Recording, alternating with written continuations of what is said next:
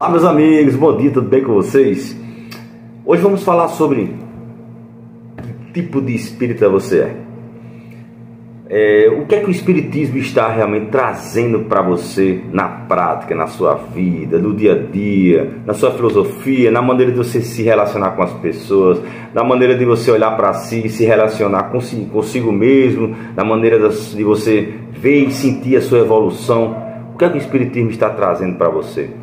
Existem alguns tipos de espíritas e é o que a gente vai falar aqui, os principais que foram ali naquele momento detectados e aí muito bem filtrados e organizados na codificação no Livro dos Médiuns, o segundo livro da codificação de Allan Kardec, daqueles 5 livros, né? O Livro dos Espíritos, nessa sequência, o Livro dos Espíritos, o Livro dos Médiuns, o Evangelho segundo o Espiritismo, Céu e Inferno e a Gênese.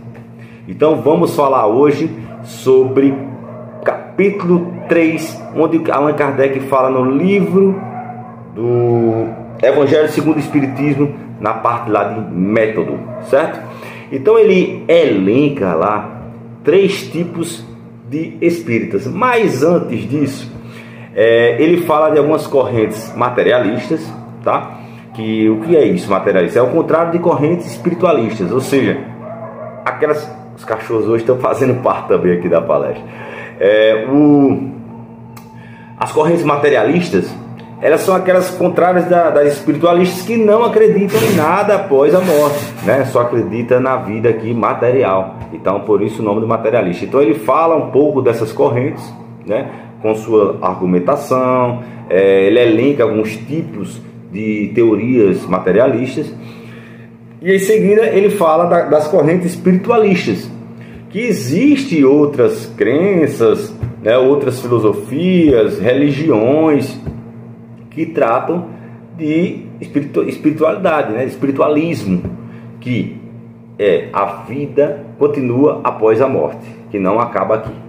Então ele trata um pouco dessas correntes que diferem do espiritismo, porque os principais pontos que o espiritismo nos traz é a reencarnação, né? Muitas delas não acreditam, mesmo sendo espiritualistas, acreditam na vida depois da morte, as várias existências, a pluralidade de existências, né? Que também é outro princípio, um alicerce do espiritismo, já por decorrência da reencarnação. Então existem correntes espiritualistas, mas que não acreditam em alguns pontos muito fortes que o espiritismo traz, por isso diferencia, beleza? E depois disso, depois dessa introdução, que ele fala dessas correntes, ele começa a falar os tipos de espíritas. Aí quando a pessoa já está estudando, ou até mesmo antes, vamos ver o que é que ele fala. Eu vou primeiro falar aqui em linhas gerais, com minhas palavras, e depois eu posso ler aqui, já que é curtinho, e eu vou conseguir colocar aqui no Instagram também, que vai ser menos de 15 minutos esse vídeo, eu espero. Às vezes eu falo demais, mas eu tento sempre encurtar. Ele fala que existem 3 tipos de espíritas. O espírita experimentador, né? Experimentadores, os espíritas experimentadores são aqueles que são muito apegados ou apenas creem ou querem o espiritismo na vida deles. Esse é o número 1. Somente pela curiosidade ou somente pelos fenômenos que estão ali acontecendo. Ou seja, são espíritos só que gostam de experimentações, de passes, mediunidade, e ficam apegados a isso. Só isso. Mesas giratórias, gostam demais dos fenômenos e esquece do principal que o espiritismo nos traz. Então o primeiro seria esse, os espíritas experimentadores, certo? Bem superficial. O segundo seriam os espíritas imperfeitos. Esses eles já admitem que a parte moral que o espiritismo traz, né? A parte de mudança ainda, a parte de amor, a parte de religiosa, que tem como parâmetro e guia Jesus Cristo, e essa moral já é muito forte, eles já entendem isso, mas o problema é que eles não conseguem colocar isso para si, na sua vida prática, no dia a dia, não conseguem tentar se modificar através das lições, ou seja, ficam presos e limitados somente à teoria. Essa é a segunda classificação dos espíritas, seriam os espíritas imperfeitos. E já existe uma terceira classificação que trata dos espíritas verdadeiros espíritas ou espíritas cristãos. Esses, além de já entender essa teoria moralista, né, já quer se melhorar, já quer tirar seus vícios, né, já quer tirar seu prazer, já quer tirar suas imperfeições, mesmo que ele reconhece que não consegue fazer tudo de uma vez e não é perfeito, mas já tenta na prática. Isso aí já é o espírita que já coloca tudo o que lê e a teoria já na sua vida e na prática. Então é um espírita verdadeiro, é o espírita completo. Então você consegue perceber os espíritas, esses verdadeiros, pela sua postura, pelo seu equilíbrio, pela sua serenidade, pela maneira que ele encara, que ele entende os desafios da vida, pela maneira que ele encara as perdas, entre aspas, porque a gente sabe que tudo é passageiro, não há perda, né? A vida continua após a morte. Então você consegue perceber esses verdadeiros espíritos no dia a dia, com sua serenidade, com sua tranquilidade, com sua inteligência emocional. Esses são os verdadeiros espíritos, porque já entenderam essa ideia toda que pelo menos numa grande noção que os espíritos nos trouxe, né? Então são a terceira, os espíritos verdadeiros espíritas, tá? E por fim ele dá uma classificação do quarto tipo, que seriam os espíritas exaltados. Esses são os espíritos empolgados, que acreditam em tudo que é de mediunidade, toda a comunicação que recebe do plano espiritual, não faz um filtro, se empolga e muitas vezes divulga comunicações pseudo-sábias, falsas, mentirosas, porque a gente lembra que os espíritos somos nós. Quando a gente morre, vai para o mundo espiritual e torna um espírito. Então tem mentiroso, tem enganador, tem aquele que pensa que sabe tudo, aí vem traz uma comunicação pensando que está falando tudo certo, mas está errado, é ignorante. Então, e existe um médio que não consegue, que é o exaltado, não consegue filtrar isso. Então isso é um grande problema, é um problema grave e existe demais, tá?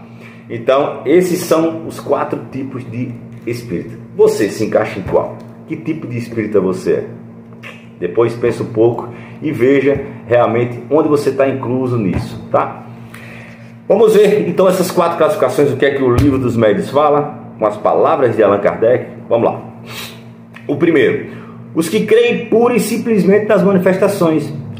O Espiritismo é para eles uma simples ciência de observação, uma série de fatos mais ou menos curiosos. Nós os chamaremos espíritas experimentadores. O primeiro, lembra? Vamos para o segundo: os espíritas imperfeitos.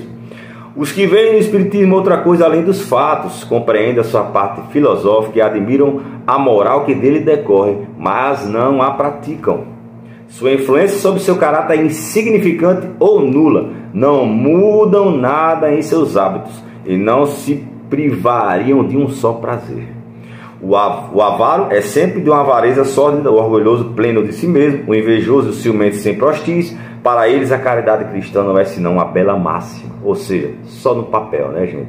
Então são os espíritas imperfeitos. E agora vamos para o principal, que é o que a gente realmente deve ser e procurar ser a cada dia, o verdadeiro espírita. Os que não se contentam em admirar a moral espírita, os que não se contentam em admirar a moral espírita, mas a praticam e aceitam todas as suas consequências. Deixa eu botar o outro. Convencidos de que a existência terrestre é uma prova passageira, esforçam-se por aproveitar seus curtos instantes, caminhando na única via de progresso que os pode elevar na hierarquia do mundo dos espíritos, esforçando-se por fazer o bem e reprimir suas más tendências, esforçando-se. Suas relações são sempre seguras, porque sua convicção os distancia de todo pensamento do mal. A caridade em todas as coisas é a regra de sua conduta. São os verdadeiros espíritos, ou melhor, os espíritas cristãos. Eu acho que eu estou entrando nessa terceira classificação aqui.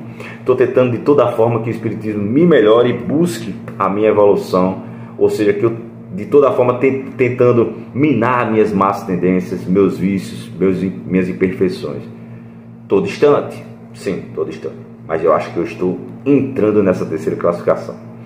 Vamos para a quarta, os exaltados. A espécie humana seria perfeita se não tomasse sempre senão o lado bom das coisas. O exagero é nocivo em tudo. Em Espiritismo, dá uma confiança muito cega e frequentemente pueril nas coisas do mundo invisível e leva a aceitar muito facilmente e sem controle o que a reflexão e o exame demonstrariam a absurdidade ou a impossibilidade. Ou seja, aquilo que só porque veio do mundo espiritual, aquela pessoa acredita que tudo é verdade, né? Porque está exaltado, está empolgado, não tem filtro. Ele continua. Esta espécie de adepto é a mais nociva, é mais nociva do que útil a causa do Espiritismo. São os menos apropriados a convencer, porque se desconfia com razão do seu julgamento. Porque ele está tão fanatizado que ele não consegue ter uma crítica. Ah, não, isso aqui tá diferente, está longe dos princípios do Espiritismo, então eu vou descartar. Mas se descarta mesmo antes de publicar, entende? Ele continua. São enganados de boa fé, porque ele pensa que realmente acredita, né? Ele acredita, pensa que está certo. Seja por espíritos mistificadores, que querem só, né, confundir, seja por homens que procuram explorar sua credulidade.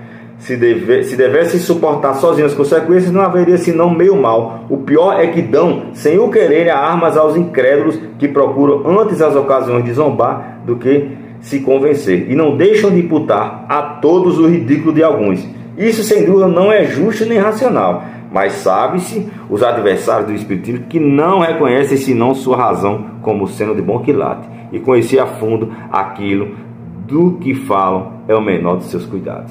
Então ele apenas, só por uma informação vindo do plano espiritual, ele acredita, divulga, compra a causa, compra a ideia, porque está exaltado, porque está empolgado. E todo mundo sabe que o fanatismo, em qualquer área, em qualquer ocasião na vida, o fanatismo ele destrói, né? Porque a gente fica cego.